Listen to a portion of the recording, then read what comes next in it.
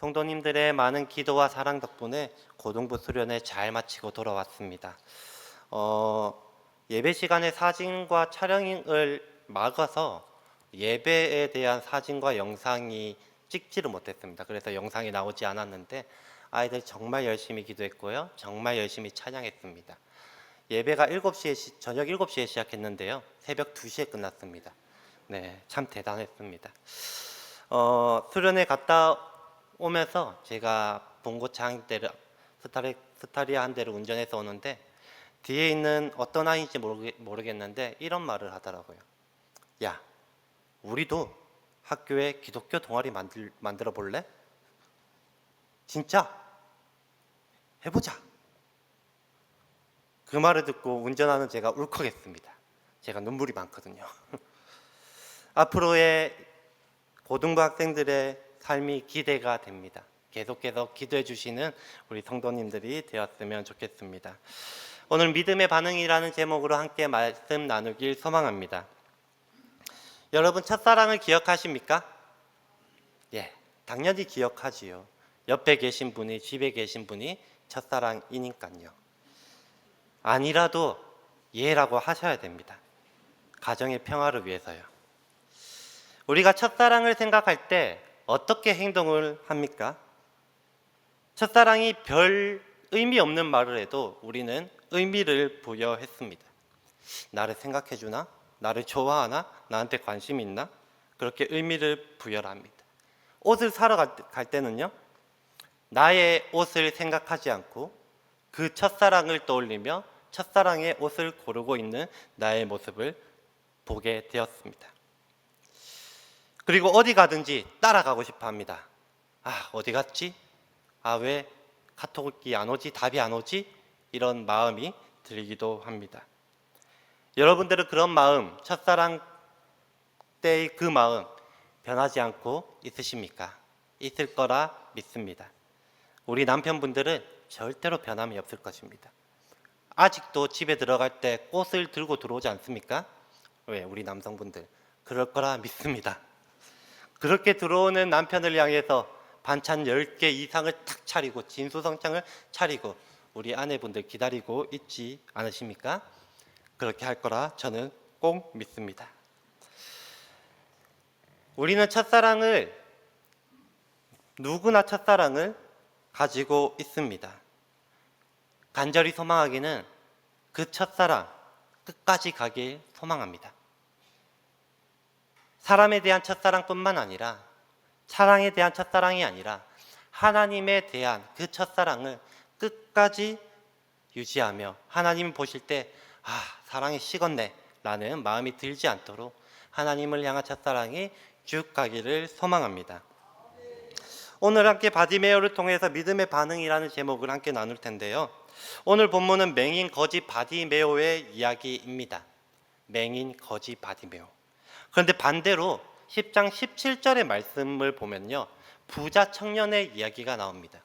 이 마가복음은 부자 청년의 이야기를 하고 그리고 거지 맹인의 이야기를 합니다. 이 두 개를 비교를 하는 것이죠. 그런데 참 재밌는 것은요, 부자 청년은 구원을 받지 못합니다.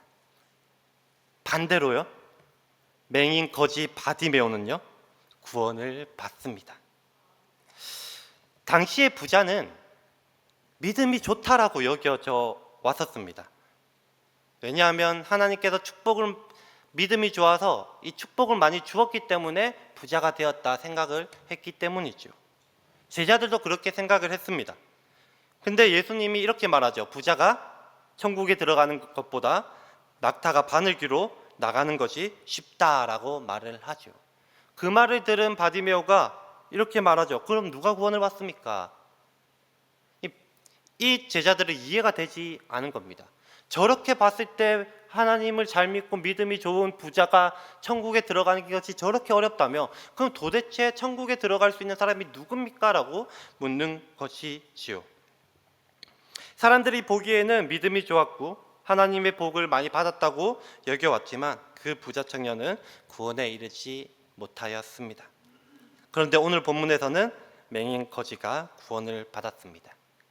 거지는요, 당시 유대 사회에서 버림을 받은 사람입니다. 사회적으로 종교적으로 버림을 받았습니다.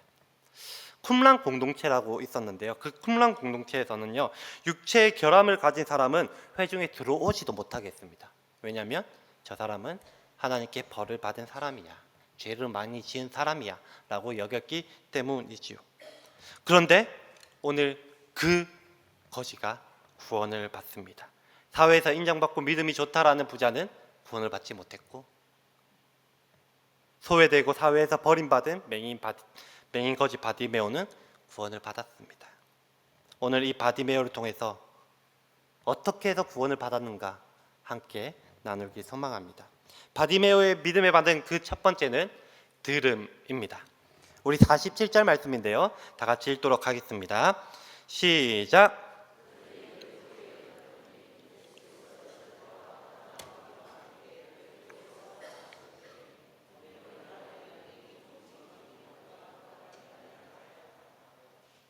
아멘. 하나를 들으면 열을 아는 사람이 있습니다. 하나를 들으면 또 하나만 아는 사람이 있습니다. 또 하나를 들으면 하나도 모르는 사람이 있죠. 제가 서울에 있을 때 본가로 휴가차 내려온 적이 있습니다. 우리 휴가 때 집에 오면 뭐 하고 싶습니까? 쉬고 싶죠. 저도 동일하게 쉬고 싶어서 집에 도착하고 짐을 풀고 자연스럽게 소파에 누웠습니다. 그리고 리모컨을 들고 TV를 틀었습니다. 그리고 우리가 잘 보는 나는 자연인이다를 시청하고 있었습니다. 그런데 어머니께서 이렇게 말을 했습니다. 저희 집에는 텃밭이 있거든요. 경우야, 엄마 텃밭에서 일하고 올게 라고 했습니다. 그 말을 들은 제가 이렇게 말을 했습니다. 네. 그리고 어머니께서 그 말 뒤에 또 이렇게 말합니다. 밭에 거름도 줘야 되고 할 게 많아서 오래 걸릴 거야. 그 말을 들은 제가 또 말합니다. 네. 어머니는 한숨 쉬면서 일을 하러 나가셨습니다.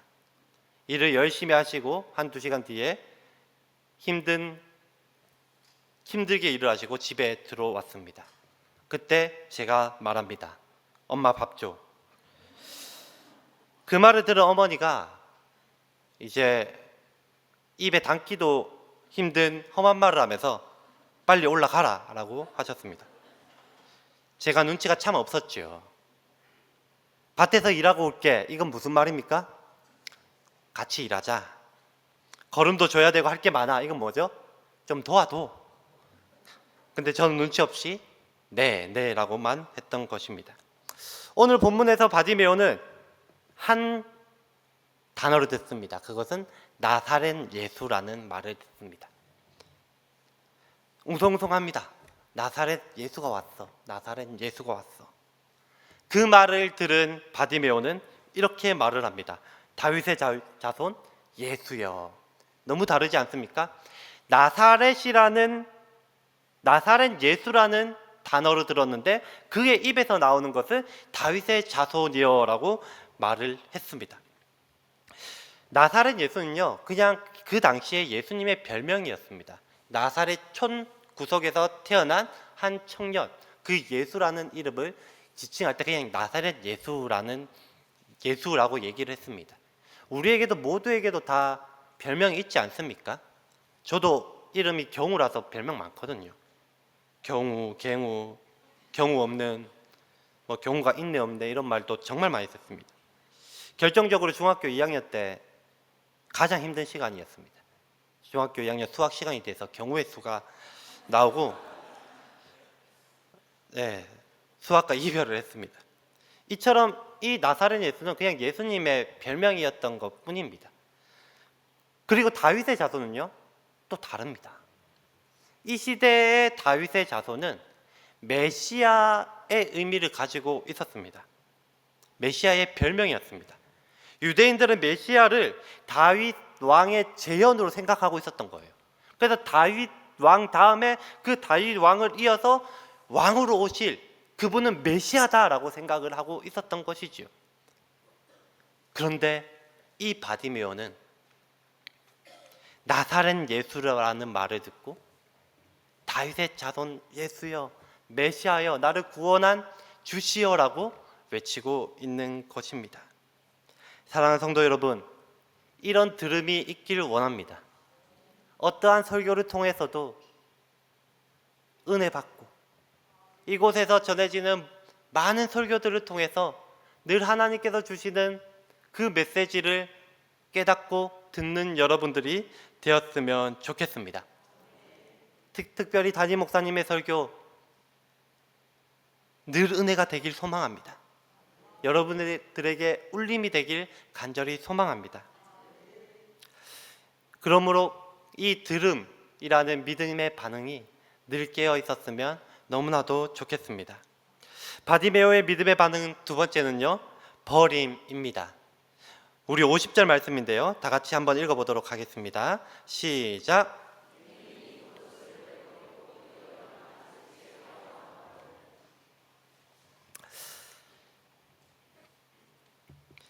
겉옷을 버렸다라고 얘기를 합니다. 겉옷을 내버리고 일어나서 예수께 나아왔다. 버림에는 전제가 있습니다. 뭐죠? 필요 없음입니다. 필요 없으니까 버리는 것이지요. 바디메오는 자신의 겉옷을 버리고 예수님께 나아왔습니다. 그 말은 자신의 겉옷은 이제 더 이상 필요 없다라는 것입니다. 갈릴리 해변에서 제자들도 그물을 버리고 예수님을 따랐습니다. 그렇기에 우리 신앙생활에 있어서 버림은 매우 중요하다는 것을 기억하셨으면 좋겠습니다. 여기서 우리가 주목해봐야 될 것은 바로 겉옷입니다. 겉옷이 아무것도 아닌 것 같지만 이 고대 사회에서는요, 이 겉옷은 큰 의미가 있었습니다. 정체성을 나타내었던 것입니다. 그리고 또 사회적 신분 또한 이 겉옷을 통해서 알 수 있었습니다. 이 겉옷을 보면 저 사람이 어떤 사람인지, 뭐 하는 사람인지 알 수 있었습니다. 부자는요, 겉옷이 여러 개, 거지는요, 겉옷 한 개. 또한 거지는 이 겉옷 한 개로 모든 것을 해결해야 됐습니다. 국어를 하러 나갈 때는요, 돗자리로 사용해야 되고, 잠을 잘 때는요, 이불로 사용해야 됐습니다. 그렇기에 이 바디메오에게 있어서 겉옷은 매우 중요하고 소중한 것이었습니다. 그것을 버리고 예수님께 나왔습니다. 즉, 겉옷은 큰 두 가지 의미를 합니다. 정체성, 그리고 소중함. 그것을 버리고 예수님께 바디메오는 나왔다라는 것이죠. 세상을 사랑하면서 소중한 것을 버리기는 매우 어렵습니다. 여러분, 그 버림이 있으십니까? 예배 나올 때 겉옷을 버리시고 나오십니까? 때로는 나는 이런 사람이야, 난 나의 세상적 직위는 이래, 나는 좀 잘나가 라고 하면서 그것을 버리지 않고 이곳에 들어오신 분이 혹시나 계십니까? 반대로 주눅이 들어서 교회에 오시는 분들은 없으십니까? 조금 가난해서, 세상 지위가 조금 낮아서 주눅을 들어서 교회에 오신 분들은 없으십니까? 두 종류 다, 두 분류 다 겉옷을 버리고 이곳에 들어왔으면 좋겠습니다. 예수님께 나아가려면 그 겉옷을 버려야 됩니다. 제가 고등학교 시절에 모든 고등학생들이 입는 옷이 있었습니다. 노스페이스 패딩이었습니다. 검은색 패딩.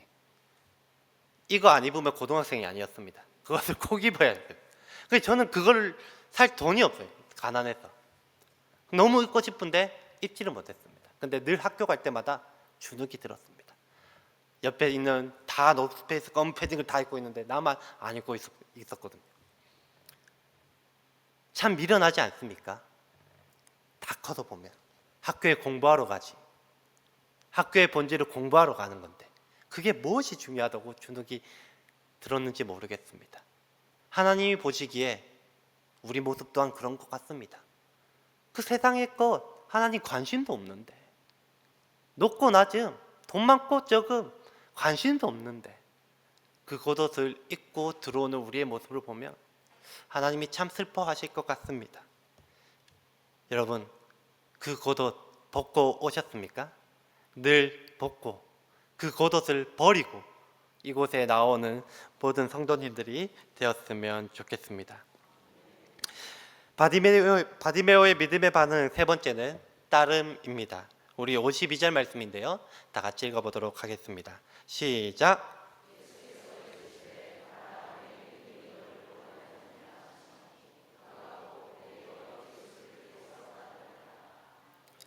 바디메오는 구원을 받았습니다.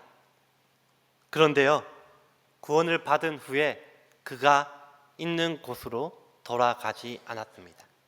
여러분 머릿속으로 한번 상상을 해봅시다. 나는 맹인이다, 나는 맹인이다, 나는 맹인이다.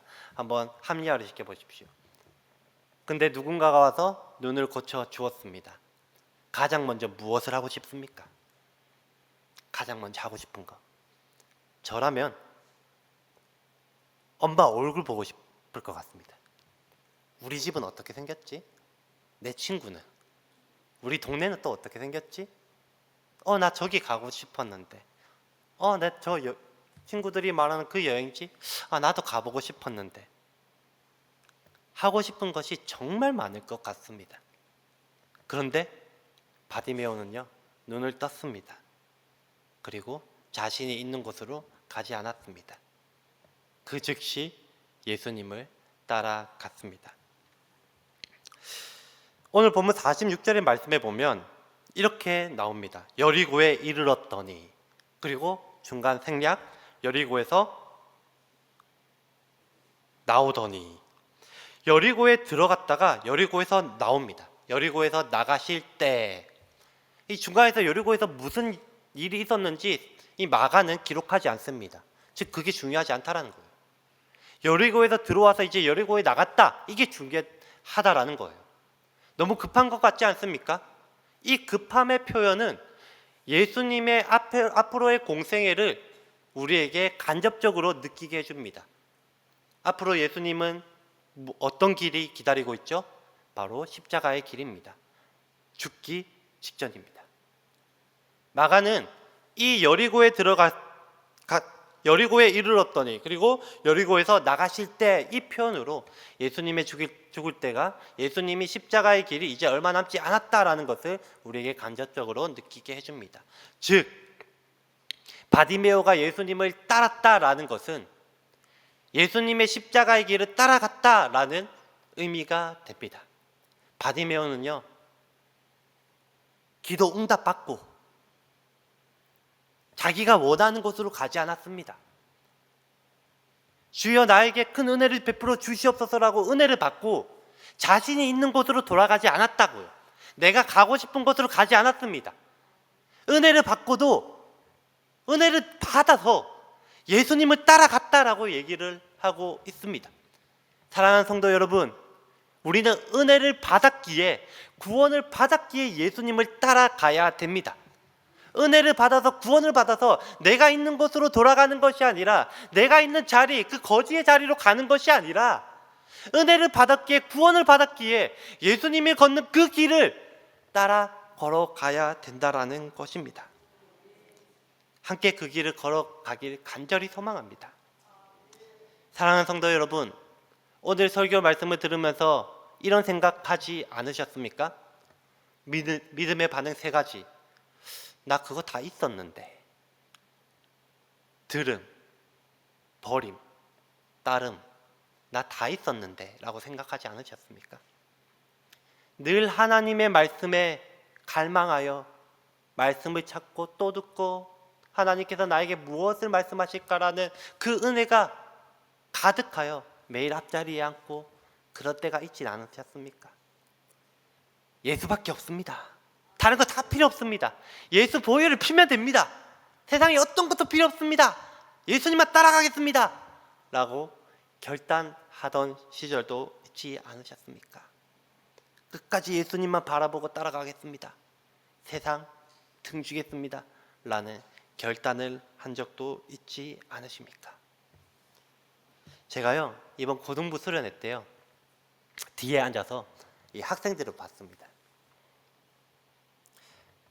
둘째 날 저녁 집회가 시작됐는데요, 저녁 7시에 시작을 했습니다. 몇 시에 끝났는지 아십니까? 여러분들도 깜짝 놀랄 겁니다. 새벽 2시가 돼서 끝났습니다. 저녁 7시에서 새벽 2시까지 중간에 쉬는 시간 30분 주더라고요. 캠프도 너무했죠. 1시간 줘야지. 그 뒤에 앉으면서 제가 이런 생각을 한 적이 있었습니다. 나도 저 나이 때 저랬는데, 나도 저 나이 때 수련회 가서 앞에 나가서 막 기뻐 뛰고 울면서 무릎 꿇고 기도하고 저럴 때가 있었는데 라는 생각을 했습니다. 그렇게 생각하고 10초 뒤인가요? 머릿속에 큰 망치로 때리듯이 마음속에 울림이 팍 있었습니다. 그게 뭐냐면요, 너는 몇 살인데 이걸, 너는 몇 살인데 도대체 몇 살이기에 여러분, 하나님이 몇 살인지 아십니까? 이거예요. 하나님은요, 나이 셀 수 없습니다. 그렇다면 반대로 생각해 봅시다.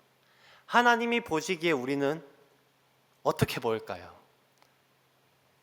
자그마한 어린아이입니다. 너무나 어린아이입니다. 그런데 제가 거기 뒤에 앉아서 그렇게 생각하고 있었던 거예요. 나도 저 나이 때 저랬는데 20년 전에 저랬는데 이 생각을 하고 있었던 것이죠. 그리고 마음을 먹었습니다. 나도 쟤들 옆으로 가야겠다. 열심히 저도 최선을 다해서 아이들 옆에 가서 찬양과 기도했던 기억이 납니다. 말씀을 좀 맺으려고 합니다. 이 믿음의 반응 여러분들 다 가지고 있었잖아요. 지금 마음속으로 한번 생각해 봤으면 좋겠습니다. 지금은 가지고 계십니까? 아직도 이 믿음의 반응 있습니까? 말씀에 늘 갈망하여서 하나님의 마음을 알고자 말씀을 들으려고 하는 이 들음이 있으십니까? 세상 그 어떤 것도 필요 없어, 예수면 돼 라는 이 버림이 있었습니까? 그리고 세상을 따라가지 않고 예수님만 따라가겠습니다 라는 이 따름이 지금 현재는 가지고 있으십니까? 간절히 소망하기는 다시 첫사랑으로 회복했으면 좋겠습니다. 늘 이 대한교회에 오는 것이, 예배에 오는 것이 즐겁고 행복하고 하나님을 만나러 온다라는 이 구원의 감격을 가지고 늘 이 자리에 나오는 여러분들이 되었으면 좋겠습니다.